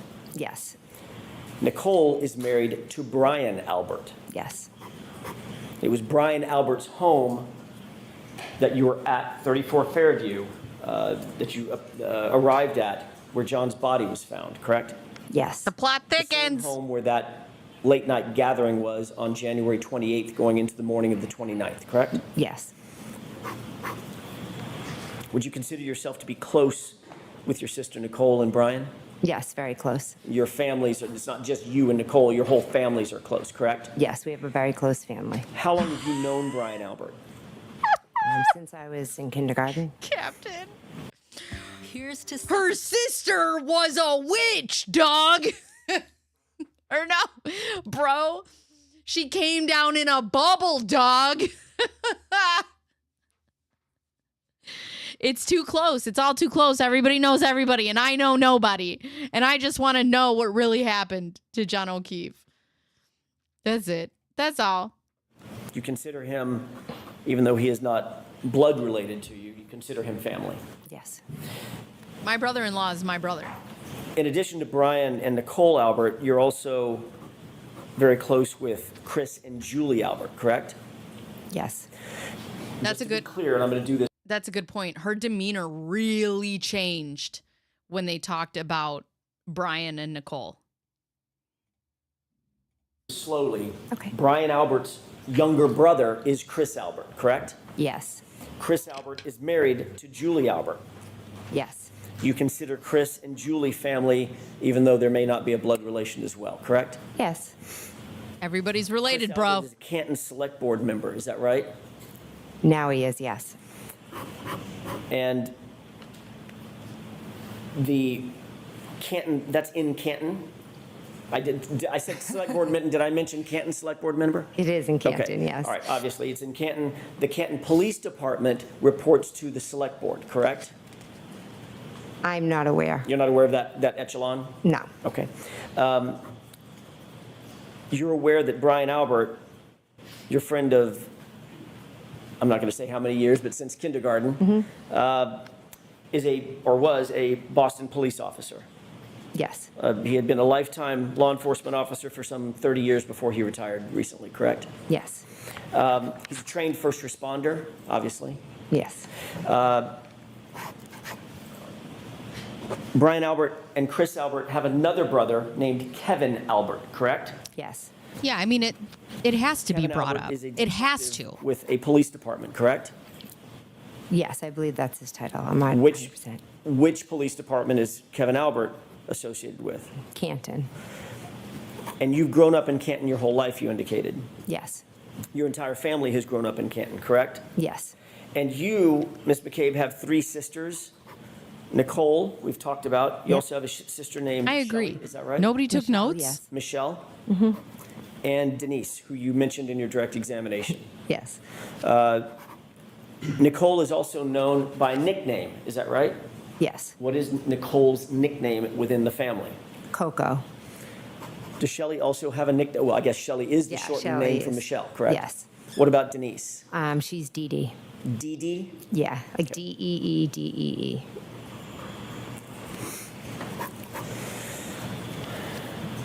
Your father lives close by in a neighboring town, correct? Yes. Don't tell me the town, but it's relatively close to Canton. 20 minutes, yes. Okay. His name is Tom Weeks. Yes.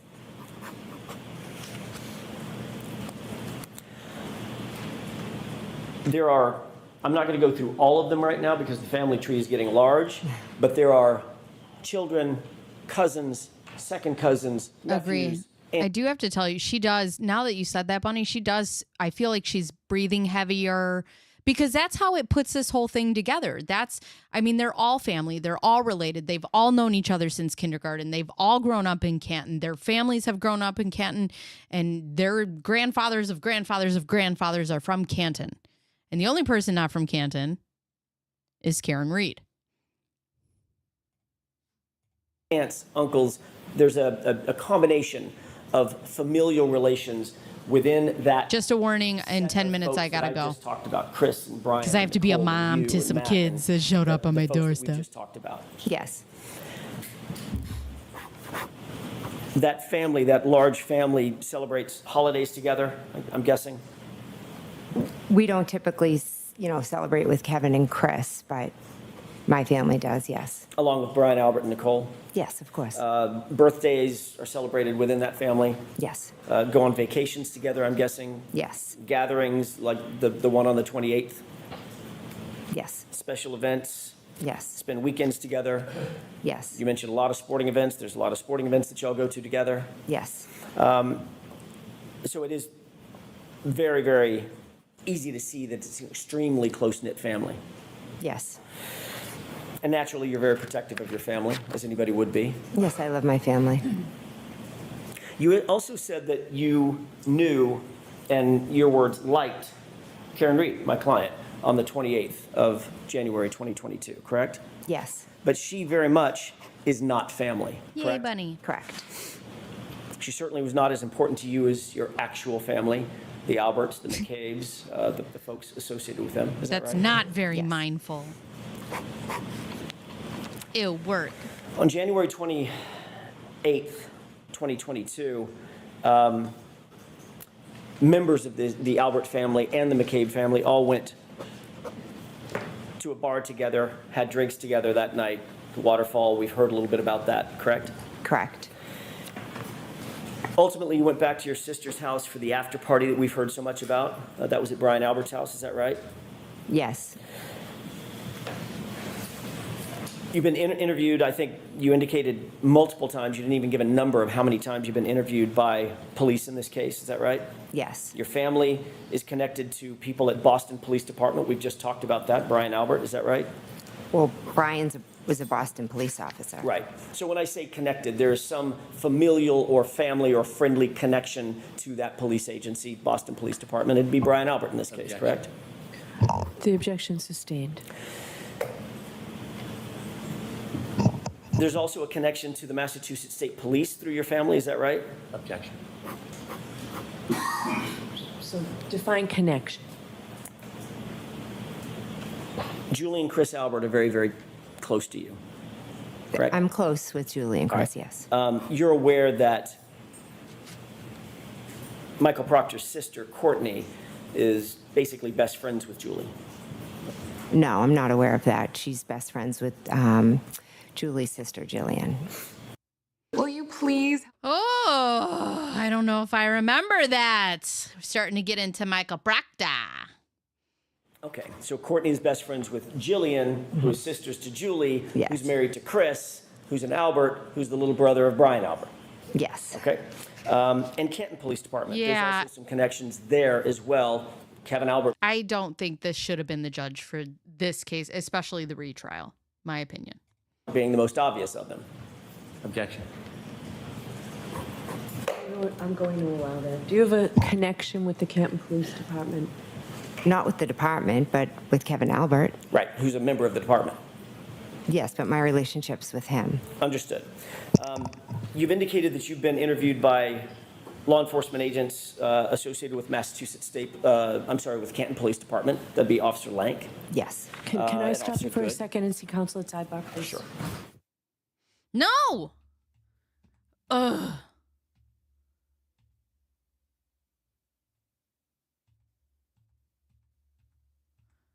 What are we giggling about over here? There's John's mom. Ugh.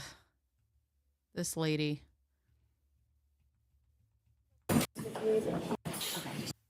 Oh, no, mid-morning break. No, wait. I still have a couple minutes left. Oh.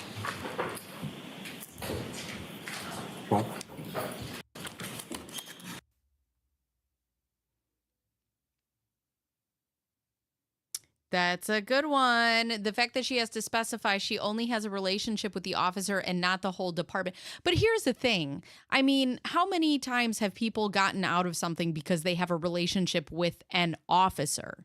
Hey, you know, my brother's so-and-so. All right, Mr. Jackson, go You right know? ahead. Thank you, Your Honor. When last we left off, we were talking a little bit about some of the familial connections that your family has with certain law enforcement agencies. We talked about Boston Police Department, obviously, Brian Albert. We talked a little bit about Massachusetts State Police and knowing friends of friends with regard to Chris and Julie, correct? Object. Knowing friends of Chris and Julie? Friends of friends of Chris and Julie. Is that your relationship? With who? I'd asked you about. I'll ask you a different question. Okay. A little bit vague. Courtney Proctor is friends with Julie's sister, Yes. and obviously Courtney also knows Julie and Chris, correct? Sustained. And there's also a connection to Canton Police Department through Kevin Albert. Is that right? Object. Can you answer that? Is there a connection? Do you have a connection with the Canton Police Department through Kevin Albert? Not with the police department, but Kevin Albert is Brian Albert's brother. Right. And Kevin works for whom? The Canton Police. Thank you. So you've been interviewed many times by different law enforcement agencies, be they Massachusetts State Police. Is that big or Canton small? Police, or otherwise, Okay. correct? Yes. Okay. Thank you for that, Bunny. Those interviews have not just been over the period of weeks, it's been over the period of weeks and months and even years since this occurred, correct? Yes. Look at Bunny doing contacted some by research. Another law enforcement agency that was not Massachusetts State Police and not Canton Police Department at one point in April of 2023. Do you remember that? Yes. I want to talk for a second about that series of interview, or that interview. You were 4 contacted minutes. at your I really residence wanna by keep these, watching this. Members of this law enforcement agency, correct? Yes. All right. Later that same day, you did sit down with those same law enforcement officers for a formal interview. On that, On that same day that you were contacted by them, they also went into your home and actually interviewed you, correct? yes, it was brief. All right. Those law enforcement officers identified Okay. themselves as being associated with an agency that is not Massachusetts State Police. You understood that? Yes. And you understood that they were not involved with Canton Police Department either, correct? I don't know how many people my Completely town separate has in agencies, it. Is that right? Yes. During the course of that should interview, Google those that. officers informed you very specifically, Ms. McCabe, that it is a crime to lie to them, even during an interview, correct? Yes.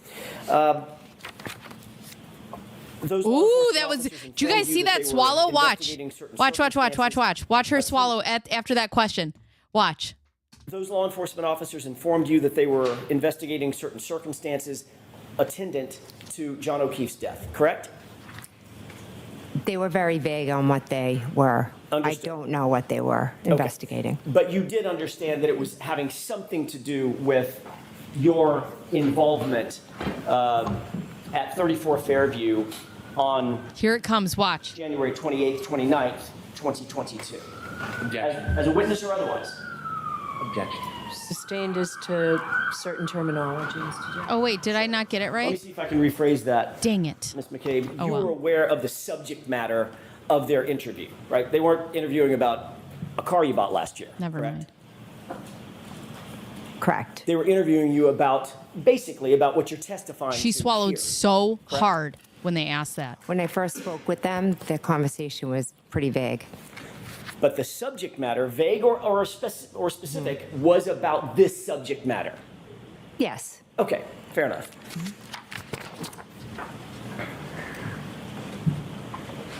They first contacted you telephonically, called you on the phone. Is that right? Actually, they walked up to my car. Okay, now I have to find out how many people are in my town. Hold on a second.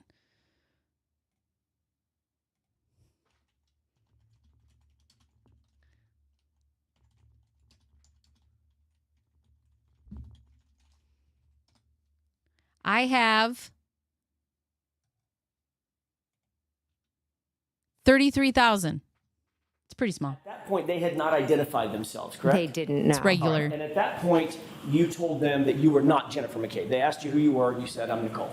I thought they were like selling something, so I was like, oh no, I'm not the homeowner. Fair enough, fair enough. However, 1 minute and then I have to go. after you said, I'm not Jennifer McCabe, you walked into the house, they then called you on the phone. Yes, They were correct. still sitting outside your house.